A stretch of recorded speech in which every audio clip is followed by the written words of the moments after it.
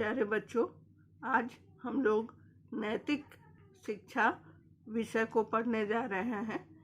इसका पाठ 2 है वातावरण, और हम लोग वातावरण में देखेंगे क्या क्या चीज़ है।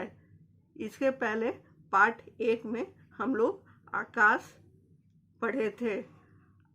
आकाश में हम लोग ये देखे थे कि दिन में क्या क्या दिखाई देता है और रात में क्या क्या दिखाई देता है। अब हम लोग देखेंगे कि वातावरण में क्या क्या पढ़ना है और वातावरण का मतलब क्या है। वातावरण का मतलब है जो हम अपने आस पड़ोस में देखते हैं उसे ही वातावरण कहते हैं। आस पड़ोस मीन्स होता है आस पास।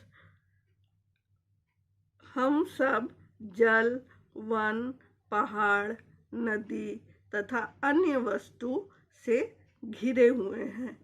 ये सारी वस्तुएं मिलकर वातावरण का निर्माण करती हैं। उम्मीद है आप वातावरण समझ गए होंगे।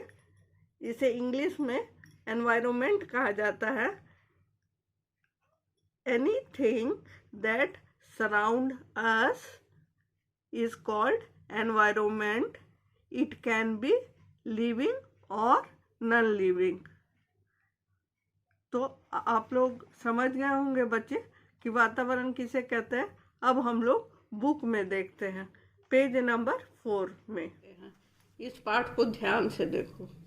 इस पाठ को जब ध्यान से देखते हैं तो हम लोगों को खुला आकाश दिखाई देता है, उसमें बादल दिखाई देता है, फिर पहाड़ दिखाई देता है, उसके बाद खेत और खलिहान दिखाई देते हैं, उसके बाद पशु दिखाई देता है, उसके बाद फूल और पौधे दिखाई देते हैं, उसके बाद नदी दिखाई देती है।